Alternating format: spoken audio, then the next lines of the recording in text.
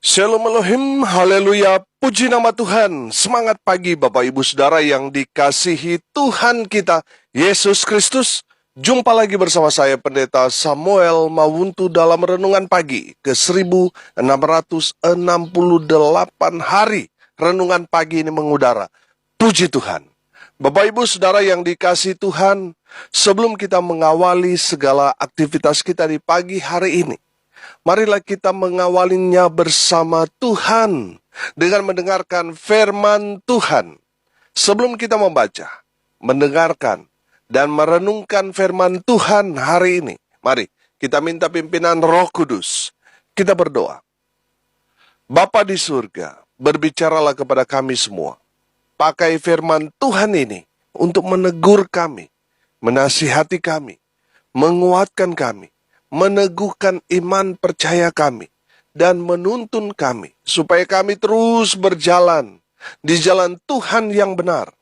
Dan pakai firman Tuhan ini untuk memberkati kami semua. Di dalam nama Tuhan Yesus yang adalah firman Allah yang hidup, kami berdoa. Amin. Haleluya. Mari buka Alkitab kita dalam kitab Kejadian pasal 37 ayat 12 sampai ayat 36. Di bawah perikop, Yusuf dijual saudaranya. Demikian firman Tuhan. Pada suatu kali, pergilah saudara-saudaranya mengembalakan kambing domba ayahnya dekat Sikem.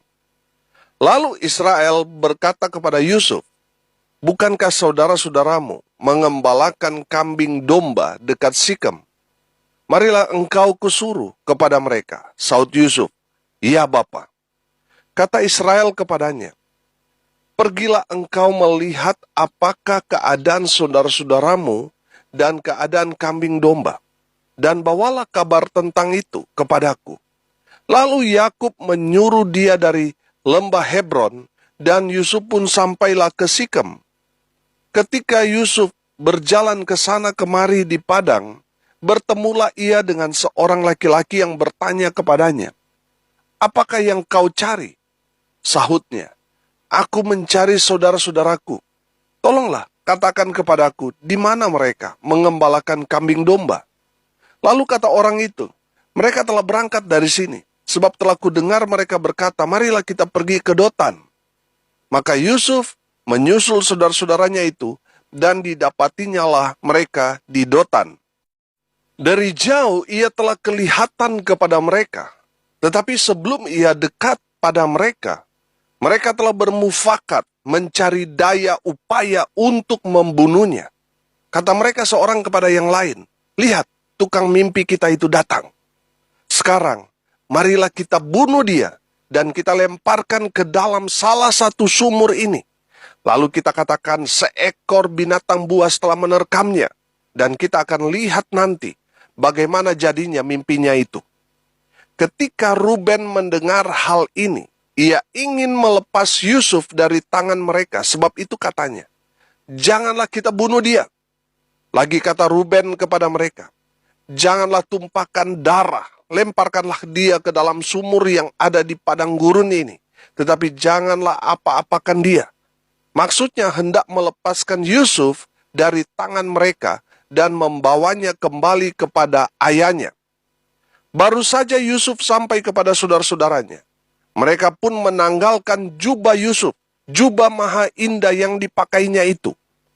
Dan mereka membawa dia dan melemparkan dia ke dalam sumur. Sumur itu kosong, tidak berair. Kemudian duduklah mereka untuk makan. Ketika mereka mengangkat muka, kelihatanlah kepada mereka suatu kafilah orang Ismail datang dari Gilead dengan untanya yang membawa damar, balsam, dan damar ladan. Dalam perjalanannya mengangkut barang-barang itu ke Mesir. Lalu kata Yehuda kepada saudara-saudaranya itu, "Apakah untungnya kalau kita membunuh adik kita itu dan menyembunyikan darahnya? Marilah kita jual dia kepada orang Ismail ini. Tetapi janganlah kita apa-apakan dia, karena ia saudara kita, darah daging kita." Dan saudara-saudaranya mendengarkan perkataannya itu. Ketika ada saudagar-saudagar Midian lewat, Yusuf diangkat ke atas dari dalam sumur itu, kemudian dijual kepada orang Ismail itu dengan harga 20 sikal perak. Lalu Yusuf dibawa mereka ke Mesir. Ketika Ruben kembali ke sumur itu, ternyata Yusuf tidak ada lagi di dalamnya. Lalu dikoyakannya lah bajunya. Dan kembalilah ia kepada saudara-saudaranya, katanya, anak itu tidak ada lagi, kemanakah aku ini? Kemudian mereka mengambil jubah Yusuf dan menyembelih seekor kambing, lalu mencelupkan jubah itu ke dalam darahnya. Jubah maha indah itu mereka suruh antarkan kepada ayah mereka dengan pesan, ini kami dapati. Silakanlah Bapak periksa apakah jubah ini milik anak Bapak atau tidak. Ketika Yakub memeriksa jubah itu, ia berkata, ini jubah anakku. Binatang buas telah memakannya. Tentulah Yusuf telah diterkam. Dan Yakub mengoyakkan jubahnya, lalu mengenakan kain kabung pada pinggangnya. Dan berkabunglah ia berhari-hari lamanya karena anaknya itu. Sekalian anaknya laki-laki dan perempuan berusaha menghiburkan dia. Tetapi ia menolak dihiburkan serta katanya, tidak, aku akan berkabung sampai aku turun mendapatkan anakku ke dalam dunia orang mati. Demikianlah Yusuf ditangisi oleh ayahnya. Adapun Yusuf, ia dijual oleh orang Midian itu ke Mesir kepada Potifar, seorang pegawai istana Firaun, kepala pengawal raja. Amin. Bapak Ibu Saudara yang dikasihi Tuhan, mari kita belajar dari proses yang Tuhan izinkan terjadi kepada Yusuf. Saudara perhatikan, Yusuf mendapat misi dari Israel, dari Yakub bapaknya, untuk mencari saudara-saudaranya yang mengembalakan kambing domba. Ada kemungkinan setelah Yusuf menceritakan mimpinya, saudara-saudaranya kesal, lalu pergi dari rumah, menyibukkan diri dengan mengembalakan kambing domba. Mereka semua ngambul, saudara. Ngambek. Karena apa? Karena Israel lebih mengasihi Yusuf daripada saudara-saudaranya yang lain. Inilah yang membuat kakak-kakaknya itu lama tidak pulang rumah. Sehingga Yakub atau Israel mengkhawatirkan mereka dan memerintahkan Yusuf untuk mencari kakak-kakaknya. Bapak Ibu Saudara yang dikasihi Tuhan, dari firman Tuhan ini kita belajar dari Yusuf. Saudara perhatikan Yusuf. Yusuf itu taat pada otoritas. Saudara perhatikan ayat 13. Firman Tuhan berkata, lalu Israel berkata kepada Yusuf, bukankah saudara-saudaramu mengembalakan kambing domba dekat Sikem? Marilah engkau kusuruh kepada mereka. Sahut Yusuf, ya Bapa. Saudara perhatikan, jawaban Yusuf kepada bapaknya, ya Bapa. Amin. Artinya apa? Yusuf taat pada otoritas, taat pada perintah bapaknya. Haleluya. Saudara yang dikasihi Tuhan, kalau kita melihat anak-anak sekarang, kita suruh sedikit pergi belanja atau apa, saudara, ngomelnya yang banyak, betul? Tapi saudara lihat, Yusuf taat pada otoritas. Dia disuruh mencari kakak-kakaknya ke Sikem. Saudara, saya percaya jaraknya begitu jauh. Apa kata Yusuf?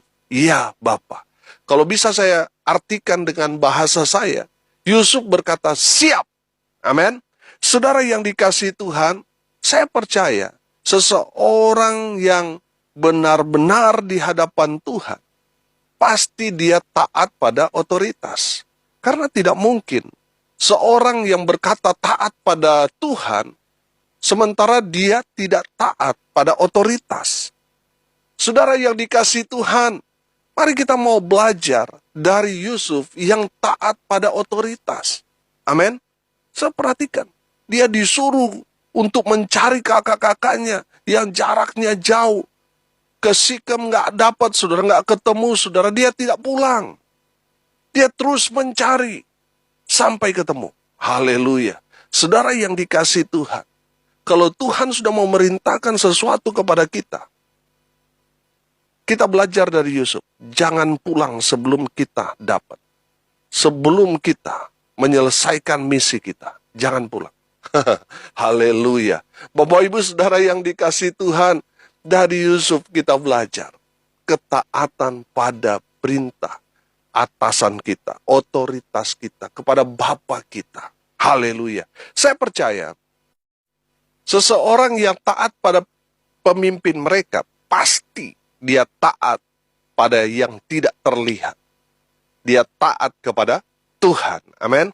Bagaimana kita dapat mengatakan saudara itu taat kepada Tuhan, sementara dalam kehidupan saudara suka melawan, suka memberontak kepada otoritas saudara, kepada pemimpin saudara? Saudara yang dikasihi Tuhan, mari kita belajar dari Yusuf, taat pada otoritas. Yang kedua, saudara, perbuatan baik yang dilakukan Yusuf untuk mencari saudara-saudaranya. Saya mau tanya, disambut baik nggak oleh saudara-saudaranya? Tidak, saudara.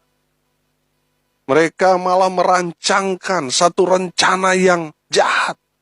Mereka memiliki rencana awal itu mau membunuh Yusuf. Betul? Saudara yang dikasihi Tuhan, perbuatan baik yang saudara lakukan belum tentu disambut oleh orang-orang di sekitar kita dengan baik. Tapi saudara jangan kecewa. Itulah proses Tuhan. Tuhan sedang mengajarkan kepada saudara bahwa orang-orang yang ada di sekitar kita belum tentu mereka menerima kita dengan baik. Tuhan mau ajarkan kepada kita bahwa berharap kepada manusia itu mengecewakan. Kalau kita berharap dia dapat membalas kebaikan yang kita lakukan, saudara yang dikasihi Tuhan, setelah orang itu melakukan yang tidak kita harapkan, pasti kita akan kecewa. Saudara yang dikasihi Tuhan, kalaupun ada orang-orang di sekitar kita merespon kita dengan tidak baik, jangan sakit hati, jangan emosi, jangan dendam. Saudara perhatikan, Yusuf tidak melawan. Betul? Saudara yang dikasihi Tuhan, mari kita mau belajar terus menabur kebaikan walaupun kita selalu mendapat respon yang tidak baik. Biarlah kita terus menabur kebaikan. Karena apa yang kita tabur itu ya akan kita tuai. Kebaikan-kebaikan yang kita lakukan itu tidak akan pernah sia-sia. Saudara yang dikasihi Tuhan, melihat kenyataan yang terjadi di dalam kehidupan kita. Pak Pendeta, saya sudah melakukan hal-hal yang baik, tetapi mereka merespon tidak baik. Saudara, ini Alkitabiah. Saya mau katakan apa yang terjadi kepada saudara saat ini, itu juga yang terjadi kepada Yusuf. Itu berarti proses Yusuf sedang berjalan kepada saudara. Amin. Dan akhirnya saudara akan melihat, Tuhan akan angkat tinggi saudara, promosikan saudara, Tuhan akan berkati saudara.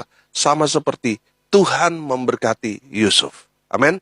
Jadi kalau saudara di proses Tuhan, menerima kenyataan yang pahit, jangan kecewa.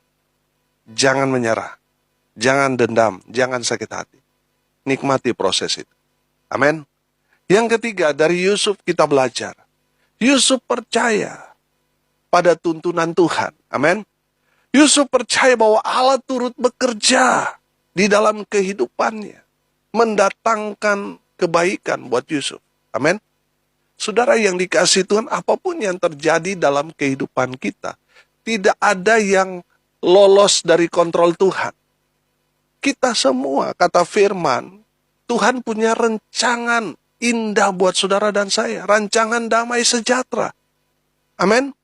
Jadi saudara yang dikasihi Tuhan, iblis gak senang kalau kita semua mendapatkan rancangan-rancangan yang damai sejahtera daripada Tuhan itu. Makanya iblis mau gagalkan. Iblis mau hancurkan semua mimpi-mimpi kita. Dengan apa? Dengan penganiayaan, dengan penolakan. Saudara yang dikasihi Tuhan, mari kita mau melihat seperti yang dilihat Yusuf. Semua itu proses. Amin. Semua itu proses dan Allah turut bekerja. Mungkin bagi pandangan kita, wah yang terjadi kepada kita hal-hal yang buruk. Tetapi pada endingnya itu akan mendatangkan kebaikan demi kebaikan. Amin. Saudara perhatikan, kehidupan kita di masa lalu buruk, saudara.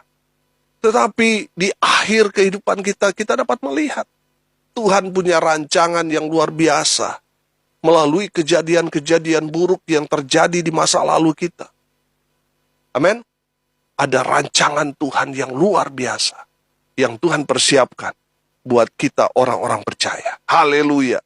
Bapak Ibu Saudara yang dikasihi Tuhan, hari ini kita belajar dari Yusuf. Yang pertama, Yusuf taat pada otoritas. Saya percaya bukan satu kebetulan kalau saudara dituntun, dibimbing, dipimpin oleh orang-orang yang ada di sekitar saudara. Dari Yusuf kita belajar taat pada otoritas, pada orang yang memimpin kita. Yang kedua, perbuatan baik yang kita lakukan kepada orang, jangan berharap mereka akan membalas kebaikan kita. Saudara yang dikasihi Tuhan, dari Yusuf kita belajar, perbuatan baik Yusuf disambut dengan rencana jahat dari saudara-saudaranya. Jadi saudara yang dikasihi Tuhan, lakukan saja yang baik. Jangan berharap mereka dapat membalas kebaikan kita, jangan. Karena kita akan kecewa. Lakukan terus kebaikan. Karena itu akan menghasilkan buah-buah kebaikan buat kita sendiri. Amin. Yang ketiga kita belajar dari Yusuf, kita belajar Yusuf percaya. Dia mau dimasukin ke dalam sumur, dia mau dijual, Tuhan punya rencana buat dia. Kalau saat ini saudara disakiti, teraniaya, tersolimi, saudara ini bukan akhir hidupmu. Tuhan sedang melakukan hal yang luar biasa dalam hidup saudara. Saudara lihat ending dari Yusuf, bahagia saudara. Amin. Dia diberkati, bahkan menjadi berkat bagi bangsa-bangsa. Haleluya. Kalau Tuhan izinkan saudara mengalami satu pergumulan yang berat dalam hidup saudara, Tuhan sedang memproses saudara untuk mempersiapkan saudara masa depan yang penuh dengan harapan. Haleluya. Mari kita berdoa. Terima kasih Bapa di surga atas kebenaran firman Tuhan ini. Dari Yusuf kami belajar taat pada otoritas. Dari Yusuf kami belajar bahwa perbuatan baik yang kami lakukan pasti akan disambut dengan orang-orang yang tidak baik. Dari Yusuf kami belajar bahwa Allah tidak lepas kontrol kepada anak-anaknya. Bahwa Allah turut bekerja untuk mendatangkan kebaikan bagi orang-orang yang cinta Tuhan. Terima kasih Bapa di surga, berkati semua pendengar, dimanapun mereka berada. Hidup mereka diberkati, rumah tangga mereka diberkati, usaha pekerjaan pelayanan mereka, Tuhan berkati, buat mereka beruntung dan berhasil dalam segala hal. Mereka yang sakit, Tuhan lawat, Tuhan jamah, Tuhan sembuhkan. Oleh bilur-bilur darah Yesus, mereka yang sakit disembuhkan. Mereka yang lemah dikuatkan. Mereka yang berduka cita, Tuhan memberikan penghiburan kepada keluarga yang ditinggalkan. Mereka yang hari ini berulang tahun, Tuhan Yesus memberkati dengan kesehatan, kekuatan, umur panjang. Tuhan limpahkan dalam kehidupan mereka. Hamba berdoa biarlah berkat Allah dari surga turun memenuhi semua pendengar. Bapak Ibu Saudara yang dikasihi Tuhan, arahkanlah hatimu dan terimalah berkat dari Tuhan Yesus. Tuhan memberkati engkau dan melindungi engkau. Tuhan menyinari engkau dengan wajahnya dan memberi engkau kasih karunia. Tuhan menghadapkan wajahnya kepadamu dan memberi engkau damai sejahtera. Di dalam nama Tuhan Yesus, sumber segala berkat. Bapak Ibu Saudara yang percaya diberkati Tuhan, katakan amin, puji Tuhan. Bapak Ibu Saudara yang dikasihi Tuhan, kalau saudara merasa diberkati melalui renungan pagi ini, bagikan juga kepada saudara-saudara yang lain, supaya mereka juga diberkati. Karena untuk itulah kita dipanggil, untuk jadi berkat. Salam kasih dari Bali, saya Pendeta Samuel Mawuntu. Sampai jumpa besok pagi. Tuhan Yesus memberkati kita semua. Haleluya.